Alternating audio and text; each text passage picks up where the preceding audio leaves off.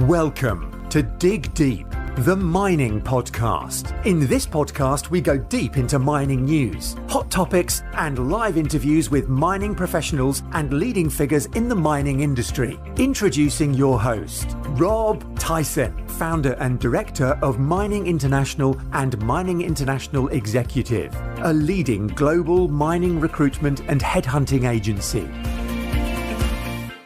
Hi, mining community. Welcome back to another episode of the Dig Deep, the mining podcast. And today's guest is Greg Hall, who's the CEO and managing director of Alligator Energy, an Australian-owned uranium and energy metals project development and exploration group with clear pathways for approval and development through its multi-jurisdiction portfolio of projects in Australia and Italy. Greg is a mine engineer by trade and has a wealth of experience in the uranium and nuclear fuel sector, working in various senior management positions and in some cases CEO capacity with a few different organisations. So at the moment, he's at the helm of Alligator Energy. He's going to give us an overview of the company, the projects they're involved in, and what the what's happening in the uranium sector at the moment. There's been a lot of activity recently, and I'm sure there's going to be a lot more activity coming up. So that's welcome Greg to the podcast. How you doing, Greg? Excellent. Thank you, Rob. Thank you for the invitation. No worries. Appreciate your time as well. So I wondered if you can tell us a little bit about your career. As I mentioned, your expertise is in the uranium and nuclear fuel sector, and you've been predominantly in that throughout your career. So I just wanted to give our audience a flavour of your background, your career, what you've done, the various companies that you've worked in, the various projects that you worked in up until present day. All right, I'm sure. Thank you. Well, look, my career in the uranium sector started in '81. I was a mining engineer on the Olympic Dam project during the early design and then development phase. I worked up to mining manager on that project. I was on it for about 11 years. So it's an interesting learning curve, not only from starting a large mine point of view, but a significant uranium producer in the state of South Australia. And so that was an exciting time, and I learned a lot. I then jumped into the nickel business for a while with WMC, also worked in Sweden in iron ore, and came back to uranium with as mine operations manager at the Ranger uranium mine in the Northern Territory. And we had not only the open pits operating around Ranger, but we were attempting to look at the Jabiluka uranium project there, which is one of the largest undeveloped uranium projects in the world. We didn't get that going. There was opposition, both from a government perspective, but also Indigenous perspective. So Rio, who took over the project, said, let's back off on it, which I think was a smart thing to do at the time with the Indigenous side in particular. From that phase, I moved into marketing of uranium and nuclear fuel. So I worked for Rio Tinto and marketed uranium into North America and a bit of the Scandinavian markets. Did a lot of combined deals, long-term contract in particular, which is where 80% of the uranium is sold to nuclear utilities. And then engaged in that for a period of time, was in bauxite alumina marketing before I came to my first CEO role with Toro Energy, which was a startup in uranium in 2006. In the previous time, when uranium did a significant run-up in price, we had exploration properties and acquired a resource project in Western Australia, and we had full approval for that project gained during a politically open time, because some states are different in Australia and WA can change depending on the politics at the time. But we gained full approval of the project, but unfortunately it occurred just at the time a tsunami hit Japan in 2011. So the uranium price dropped, and as your listeners and viewers would know, it's been low for about 10 years. So that was 2011. We really only started to see the uranium price move again in 2021. So during that time, I was CEO of some copper companies and came back onto the board of Alligator Energy as a non-exec, and then took over as CEO in 2018. And since then, we've been expanding the company. The company was started on uranium exploration in Arnhem Land, and that's still a significant and important part of our business, because that area has the highest grade uranium in the country, and to be able to jag another Ranger or Jabiluka project there is well worth the effort to look. And we expanded into South Australia. We picked up the Samphire Uranium Project, which I'll talk a bit more about. Plus, we've got some greenfields exploration in the Cooper Basin, which is a long-standing producer of hydrocarbons in gas and oil, but also has the uranium-bearing strata over the top of it. So we're trying to see in that area whether there are some economic deposits. And alongside picking up these new projects, we also have some nickel cobalt in Italy, which we picked up and did some work on when the uranium price was very low, but we've maintained the assets because, as you're well aware, the European Union is very, very keen on finding some homegrown critical minerals that it needs, and cobalt and nickel are one of them. So there's a lot of incentive to have a look there. It's not something we're heavily focused on. Uranium is our main game, but nonetheless, we have that asset. So that's my background, a brief description of the projects in the company. We're growing. We had probably 3 years ago 5 part-time people. Now we've got about 25 people with the dominance of that working on our Samphire Uranium Project. And I can have a bit more of a talk about that in detail if you like. Yeah. So the first question is, obviously you've been in uranium for many years. What has made you stay in the uranium sector for so long? Look, it's a reasonably unique sector in that there's not a terminal market for the product. So most of the marketing is opaque, done on a long-term contract. There's reporting on different market prices, but there's no terminal market. So there is the ability not only to produce uranium effectively at a profit, but also to market smart and to make sure you get your product to market in a good way. So I like that aspect of it. The second thing is once you've got a good experience level in the industry, you are a bit in demand in terms of coming back to work in the industry again, and I've found that fantastic. I've enjoyed my time working in copper and iron ore and other things, but certainly I enjoy the uranium business because of the knowledge I have in it. The other aspect is, in a way, we've always been big believers, those who've been in the industry a long time, that this is an industry that will have its day. A lot of the old reactors built in the 60s and the 70s are now getting very dated. They're the ones that have had the issues and the safety concerns.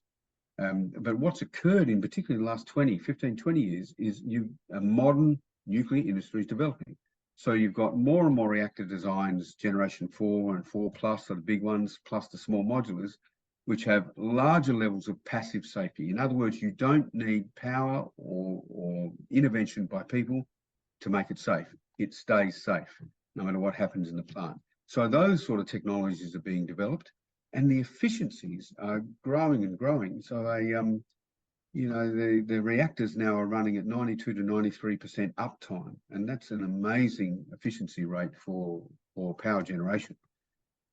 And the other main driver, of course, is the fact that apart from the construction, which can generate carbon, the same as any construction can, solar, wind, all generates carbon during construction. Once it's operating, it's carbon-free fuel, it's carbon-free power. So the link up between nuclear and renewables and other low carbon sources now is being made immensely strongly in different parts of the world. So that's driving the industry forward, and that's why we're seeing it take off now. Before we speak about some of the projects, I just wondered if you can give us an overview of Alligator Energy and the management team as well. Yeah, so we've got a small board of 4, including me. Two of our other directors have uranium experience. Peter McIntyre was the managing director CEO of Extract Resources, which discovered the giant QSAB uranium deposit in Namibia, which was then eventually on-sold to CNNC, the Chinese, who are now have it up and operating. And so Peter's got a background in the mining industry in Australia, but also in uranium. And Fiona Nichols, our director, who's ex-Rio Tinto, was on the board of Rossing in Namibia. She was also a director on ERA in Australia and has had a long history in knowledge of, she's got an environmental background, so she's had a long history in working in and around the uranium industry as part of the Rio Tinto group. And our chairman, Paul, is a broker by background, broker and an economist. He doesn't have specific uranium experience, but he's been on the board for 10 years, so he's picked up a massive amount of knowledge as well. So that's the board's experience. The management team, myself, you know my background, we recruited 18 months ago as Chief Operating Officer for the company, Andrea Marsland-Smith. She was one of the most senior managers at Heathgate Resources here in South Australia, which has been running the Beverley 4 Mile in situ recovery uranium mines for 25 years. Andrea also has a background in uranium exploration as well as operations. So she's a very, very experienced operations person in that field. And we have an exploration manager, Mike Barlow, who's a geophysicist, who's got a background in copper and other minerals and not much in uranium, but he's picking that up quick. And a chief financial officer who's been involved in the uranium business now for nearly 10 years as well. So a solid team behind us. Andrea in particular is now recruiting and has already recruited and is still recruiting a very experienced uranium team with that specialty in situ recovery uranium, which is the technique we're going to use at Samphire. I wonder if you can just give us a quick overview of obviously some of your projects and some obviously ones that look very interesting as well. Well, the Samphire Uranium Project is in South Australia. It's about 20 kilometres south of Whyalla, about 4 hours drive away from Adelaide. So it's in the mid-north of the state. South Australia as a state is quite unique. It's approved 5 uranium mines in this state over the last 40 years, all of which have operated. So the Olympic Dam mine, of course, which was approved in the early 80s, has been operating for some time. The Heathgate Resources with the Beverley mine, the 4 Mile project and 4 Mile West, those 3 projects have been approved and are all operating.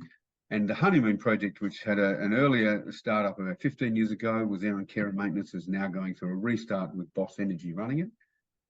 So they're the 5 projects. So our project would be the 6th.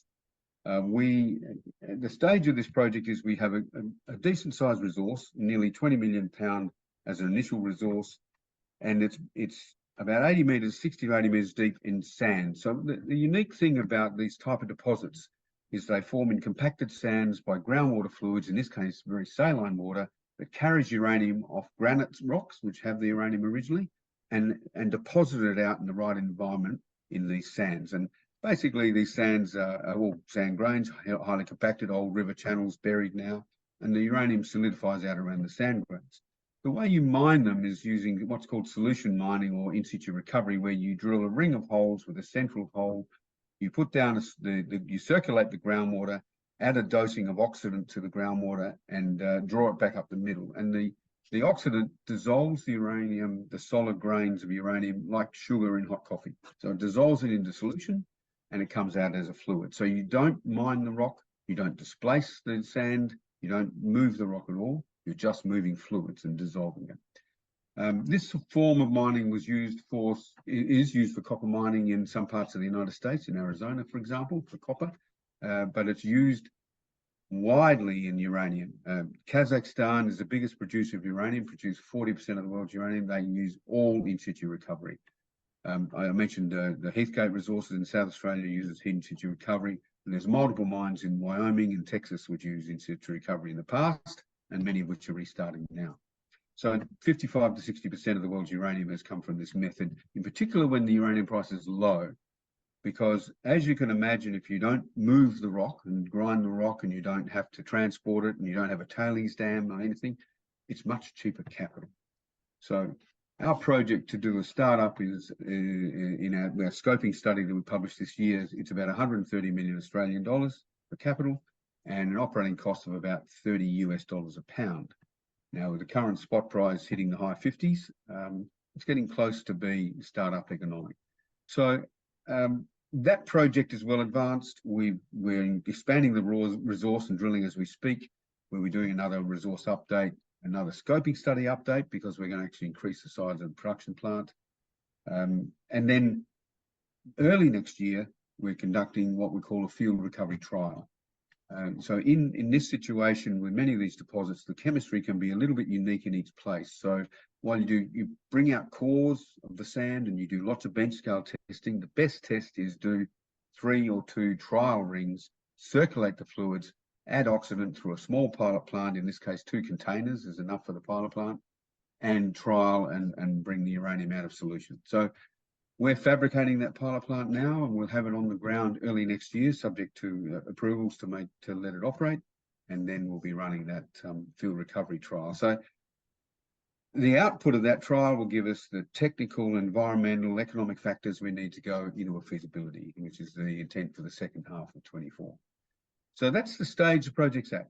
It's now at sort of that mid-development stage, leading on to, let's say, production, if all goes right with an approval process, maybe 2027. And how big do you think that the Samphire project can actually get to? Well, interesting. I get asked this question a lot by investors and fund managers in particular. Say, well, it's really pretty small. So an in situ recovery project will start probably about 1.2 million pounds a year, and uranium still measured in pounds and priced in pounds and things. So 1.2 million pounds a year. So Beverley, for example, started at 1.2 million pounds a year. It's now up to 4.5 million pounds a year, because in general, when you find the right sands and uranium deposition characteristics where they form, you generally find more. So in our case, and we've got 7 to 8 kilometres of extension of these buried paleochannels. We're only looking at about 10 to 15% of this resource at the moment. So we're going to be expanding our footprint of exploration very soon to start to expand. So I think we will, when you construct these plants, 1.2 million pound a year on a modular basis, and you leave enough room to build another 1.2 million pound module. So you can quickly move up to over 2 million pounds a year. As an example, the Boss Energy's Honeymoon project was running design about 1.5 million pound previously. They're restarting it up to that point, and then they'll be expanding it to over 2 million pound. Projects in Wyoming, like Peninsula's project, is sized around 1.5 million pound. UR Energy's project in Wyoming is sized about 1.2 to 1.5 million pounds. So it's an ideal starter size. You can make good, profitable project out of that size ISR project, but it's then easy to expand it because you're already making cash.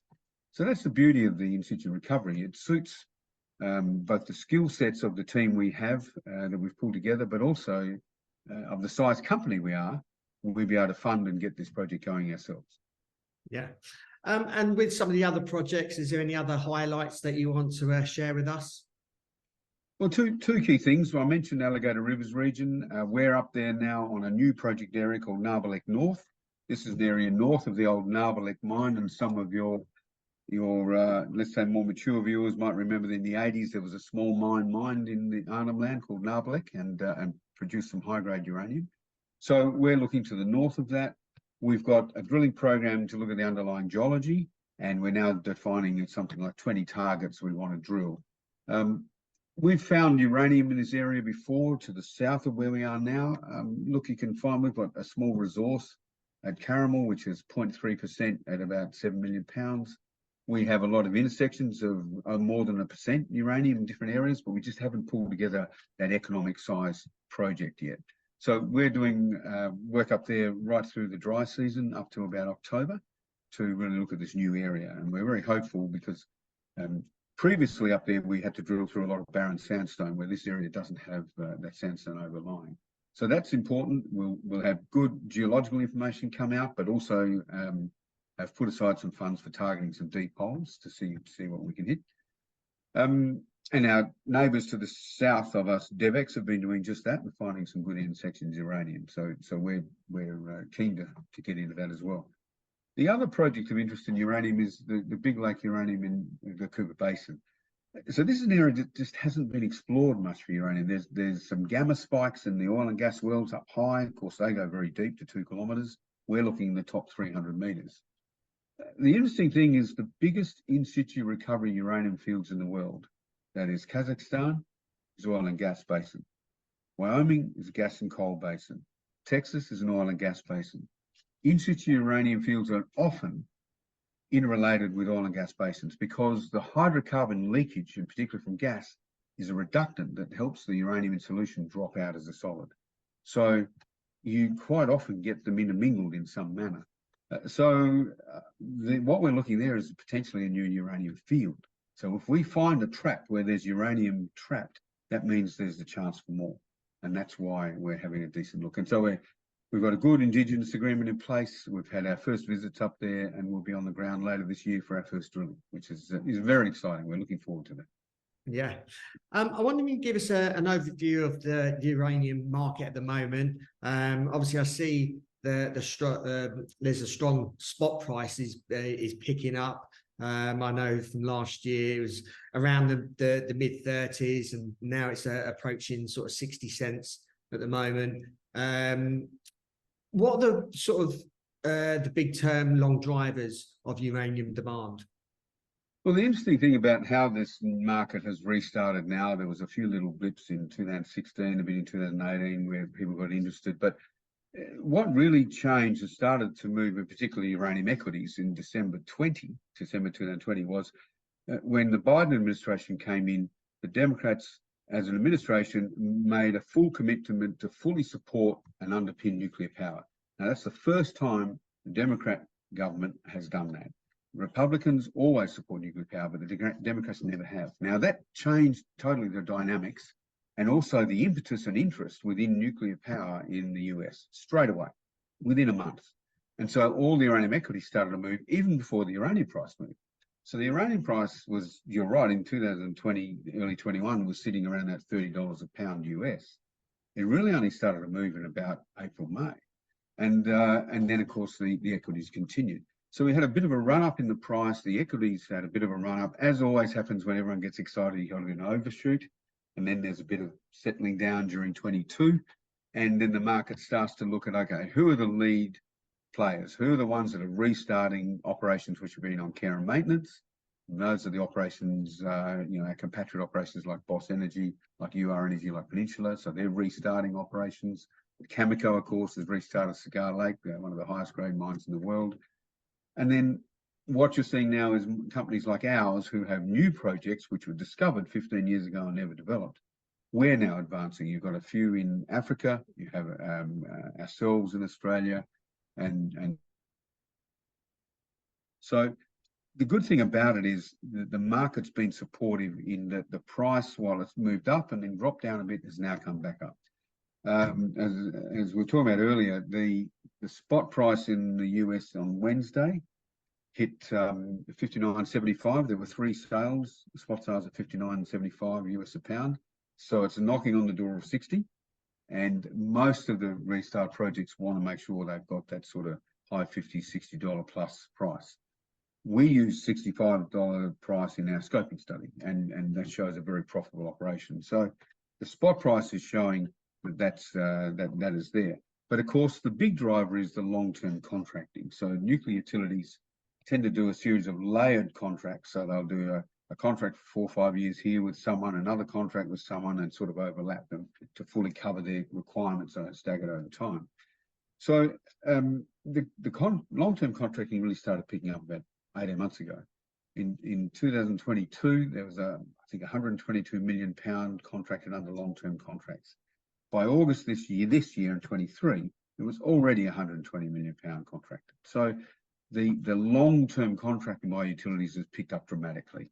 That's the key driver of the health of the industry, because those contracts, they might be a portion of fixed price or a portion of market price with a floor and ceiling, but nonetheless, they underpin the future productions. So as suppliers, I've heard this from many suppliers publicly saying, look, we need long-term supportive pricing in contracts that will make sure that we can produce profitably for a period of time. And people are not going to produce to feed just into the spot market. That's not comfortable, and it's not where you really want to take your shareholders. You really want to make sure you've got an underpinning of support. So most companies will do a good portion of long-term contracting, between 60 and 80%, to make sure they underpin their production. And the beauty is that we're about to head into a very active period. The World Nuclear Association, which is London-based, is about to have its annual meeting, and that's usually the kick-off point for the second half of the year, post the holiday period in the Northern Hemisphere, when a lot of new long-term contracts get set. So a lot of utilities will come out with requests for proposals. There's a lot of off-market discussions, and we'll see a big ramp up, I believe, in long-term contracts being formed. So there's a good impetus in the spot price, and of course the funds do a lot of buying there, both the Yellowcake Fund, the Sprott Fund, and others. There's a good impetus in the long-term contracting, and with the geopolitical situation, the change in decisions, if you like, to purchase Russian uranium in particular, then that's swinging a lot of utility buyers back to Western-produced uranium, which of course is Namibia, certain other countries in Africa, Canada, the US, and Australia dominantly. So it's a great time to be at a mid-development stage of a new project in South Australia. Yeah, I do apologise. I did say the spot price was approaching 60 cents. What I meant was $60. Okay. I wish it was 60 cents. But I wonder if you can speak about some of the supply and demand issues with obviously, I suppose, in the height of the uranium market, probably back in 2011, then obviously a lot of mines went into care and maintenance. And obviously now we're waiting to get to a particular figure where it will restart. Some of these mines will restart, and obviously projects come online. But in that case, what are the figures around the supply and demand issues with this whole hesitation with mining companies looking to restart mines and their mines coming online as well? Well, look, it's I think we're becoming a little more sensible in the approach. Typically around that time, 2010-11, you had a fuel burn up each year in reactors around the world, which is about 180 million pounds. And immediately following Fukushima, of course, you had the Japanese, over a period of 13 months, as their reactors shut down for normal maintenance, they then had to do a lot of other work. So that took a significant number of reactors, some 30 or 40 reactors offline. You had the Germans deciding to shut down their reactors. And you also had a few small older ones that were shut down. So you had a drop in the number of reactors that used to operate, but you still had continuous construction. There was 3 to 4 to 5 reactors under construction every year, predominantly in China and India, but spread around about 15 countries, actually. And they kept going through that period of the 2010s onwards. So where we're ended up now is the burn up of uranium is still around 180 million pounds a year, but the production got down to something like 120.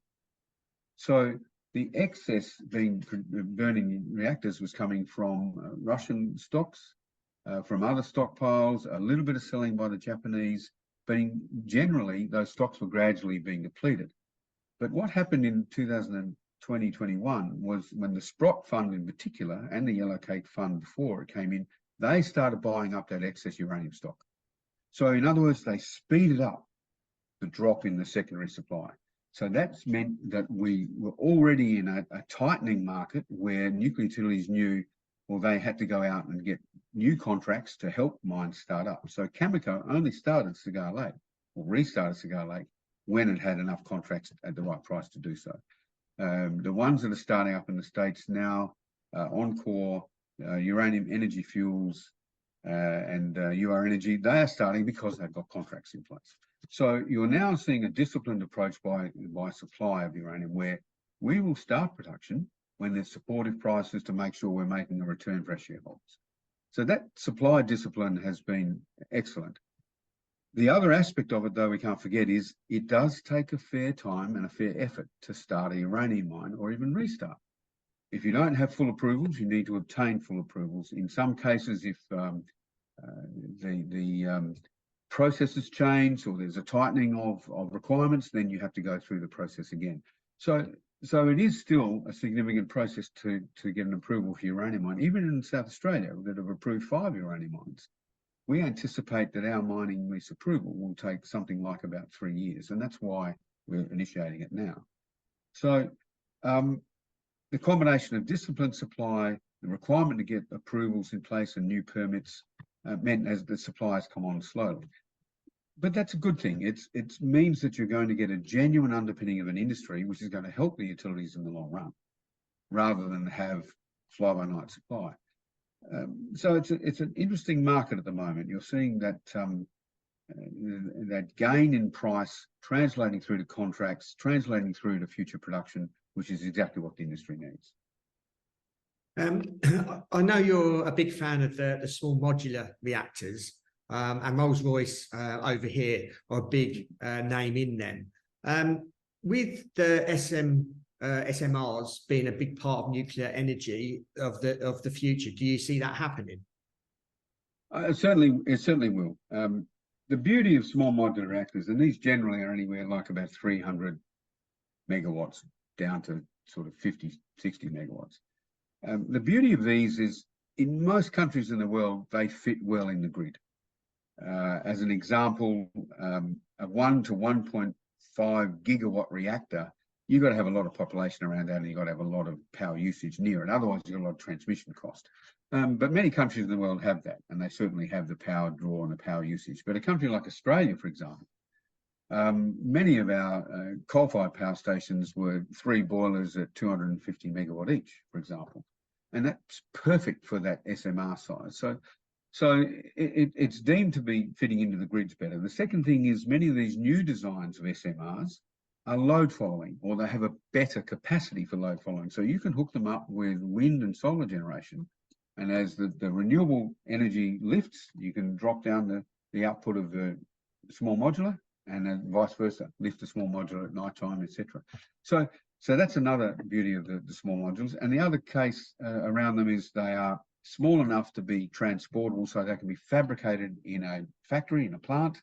So you've got better quality control. You fabricate 1, 2, 3, 4, and you get more efficiencies of construction. So that's a great outcome. And they're modular, which means, for example, one of the early movers, NuScale, have approval to build a plant in Idaho, and they're going to do 6 modules. So the NuScale SMR is about 77 megawatt, and they'll do 6 of them in a row.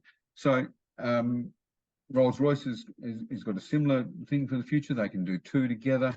The TerraPower, which are looking at Wyoming for a reactor, are similar, and Excel is the other one in Toronto that's well advanced with doing designs and construction in Ontario. So they will help really blend nuclear into the grids of the world in a much better way, I believe. And so that can't be ignored. It becomes very useful. The other aspect is, of course, it's going to create uranium demand. They're very efficient, they're small, so that demand curve will start slowly and then pick up through the 2030s and 40s. It's not going to have a massive impact on demand straight away, but that's fine because the current reactors and the future buying by the utilities is having a massive impact on demand already. So it's an exciting time to be in the industry. It's fantastic to see the new technologies coming out. And look, if you have your viewers look at the World Nuclear Association website, they've got some good information there on small modular reactors, as does the NEA. And you can see how many different designs are being developed, and the early movers are really starting to make a mark. I do ask our viewers to share these podcasts with people, not just in the mining industry, but outside of the mining industry. Sure. And if they shared this podcast with people that don't really know anything about mining, and especially uranium, straight away they may think, look, uranium is bad for whatever reason. There's been obviously disasters in the past. What would you say to them about the uranium industry and why it is needed and why it's not as bad as people may be thinking, or their interpretation or the perception of the uranium industry? All right. Well, very quickly, there's a few key points that the general public thinks, and of course, I've been in the industry for 40 years or more. I've talked to the public a lot about this. First of all, is the radiation aspect. So, first, in uranium mining, when uranium's in the ground, it's very low levels of radioactivity. It's not high. We talk to people all the time about this. In a mine site, you can handle the core, you can handle the rock, you can do this, and it's basically simple hygiene. You can't make yourself radioactive. What you have is you have some dirt on your hands, which might be partially radioactive, so you just wash your hands. And so the key thing about the safety for the public is you've got to make sure your employees are safe. So over many, many years of clinical work and that's gone on around measurements of radiation and the impacts on people, we've shown that we know where that sort of level is, that if you work at this level for 40 years of your life, then you could get an impact on your risk of cancer. You don't die, you just get a slight increase in risk of cancer. So the levels that our employees are allowed to work at are set 5 times less than that. And then we also have a requirement to do it as low as reasonably achievable. So they're generally less than that again.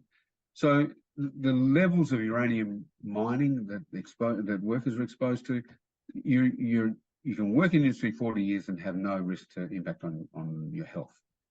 So then you take radiation changes with distance away from it. So when you're in the general public, you're really getting very little impact. In fact, most of the radiation the public's exposed to, and they're exposed to maybe 1 or 2 millisievert a year, whereas a worker might be exposed to 2 to 3 or 4.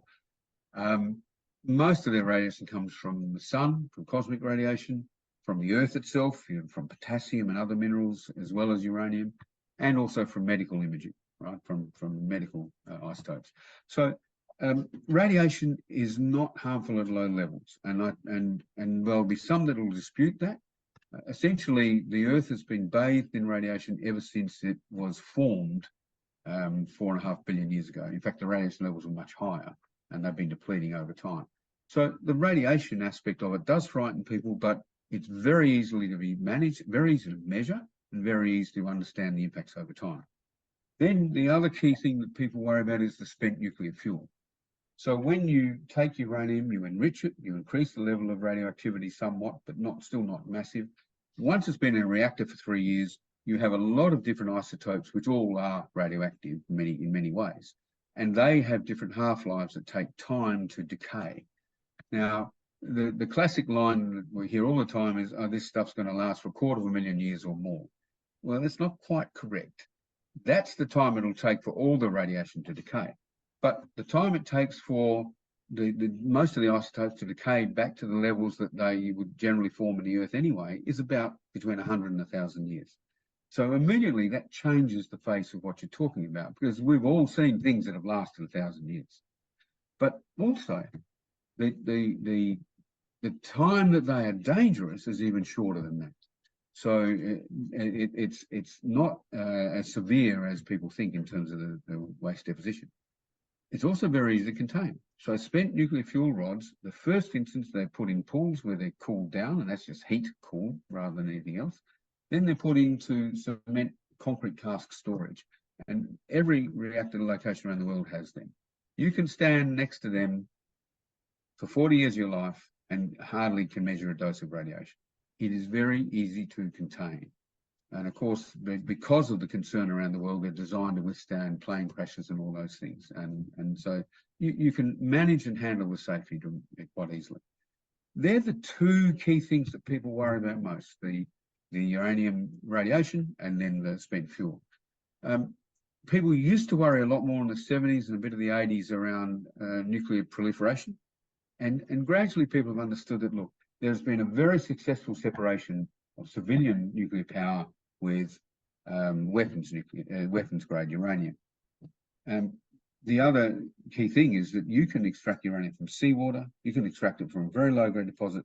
So if a country really desperately wants to get uranium to make a weapon out of it, they'll be able to do it. You do not have to go into the civilian nuclear sphere of uranium to get it. You can just get it out of anywhere, because it doesn't have to be economic. They're just going to do it. So people have accepted more and more that there is a big difference between the enrichment level of weapons compared to civilian, and there's also a wide separation of how those 2 industries work. So that's sort of what I would say. Those 3 key areas are what people worry about, and once you've been in the industry a fair time, you actually understand the more detail about it. Yeah. I've got a couple more questions. If you sort of had, I suppose, 60 seconds to explain why people should have Alligator Energy on their watch list if they were looking to invest, what would you say to them? All right, so our key project, Samphire Project, is an in-situ recovery project, which means it's a lower capital cost. It's got a relatively cheap operating cost as well. It's at a mid-stage development, so we actually have a lot of news flow about to come up. Another resource upgrade, the scoping study upgrade, the field recovery trial early next year leading to a feasibility study. So that will be the last of the technical environmental questions we need to answer to get into that project. We've already been going through the approval for a retention lease, a smaller lease to get the field trial going, and that information is feeding into now our mining lease approval. So we've initiated that process.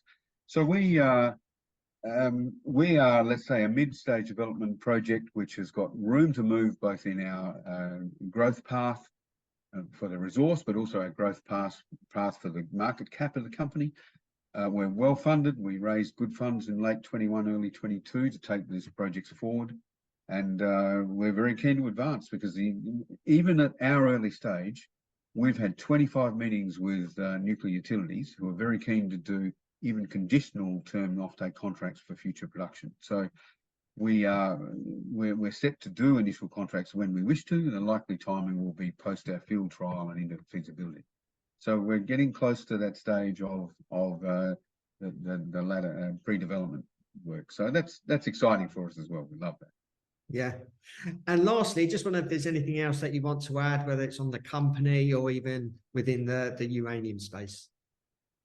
Well, we've covered a lot of ground. I think that the good part about this is we've been dominantly in our industry looking at existing projects around the world. Even Samphire, discovered 15 to 16 years ago, is now being developed. You've got Cigar Lake, discovered in the 70s, essentially being developed, now coming back in production.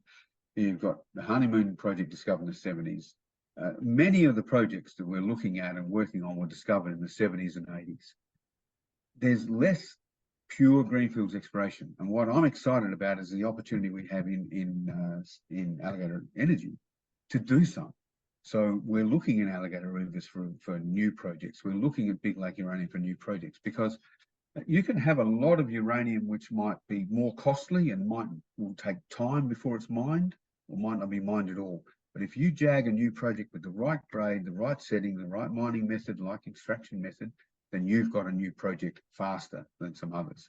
Not only that, a discovery always gives you a big value boost in terms of your shareholders' funds. So I think that's where the industry should move and continue to move, because there will be new discoveries, and there's been quite a few in Canada. And I think it's time for the rest of the world to jump on that. Yeah, certainly. Greg, really appreciate your time. Thank you for sharing your story and telling us about Alligator Energy, and especially obviously informing and educating us around the uranium industry. And like I said, I like our audience to share this episode with people within our industry, but also people outside of our industry, because I think uranium is going to be coming more into the market. It's going to be coming more into the news, and it's good to have an expert like yourself, just I suppose giving our audience and people, like I said, outside the mining industry, a better understanding of what uranium is, and like with anything, there is risk, but this is it's not that risk that everyone thinks uranium is. So I appreciate you in sharing your knowledge and wisdom with our audience. If our audience do want any more information, if they want to ask you any questions, how can they go about doing that? Is there certain social media channels that you're on that people can follow? Yeah, we're on Twitter, or X now, plus LinkedIn. We also have a community or an info line email on our website, alligatorenergy.com.au. So happy to get queries there, or through our office number, which has a recording device. So even if you're ringing from the UK at night, we can get a recording, leave your name and number or email, and I can respond. So there's quite a few ways to contact us.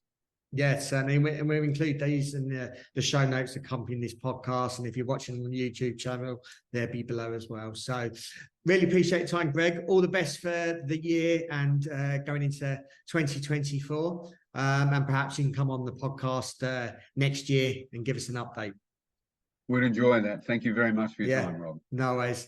Thank you for listening. Hope you enjoyed that episode. Obviously, like I said, uranium is going to be an important energy or a fuel source for the world, and it's only going to be increasing. So appreciate your continued support. Please share this episode with others within our mining industry, but also obviously people outside of the mining industry as well. So it's important to educate not those within our industry, but outside as well. So until next time, happy mining.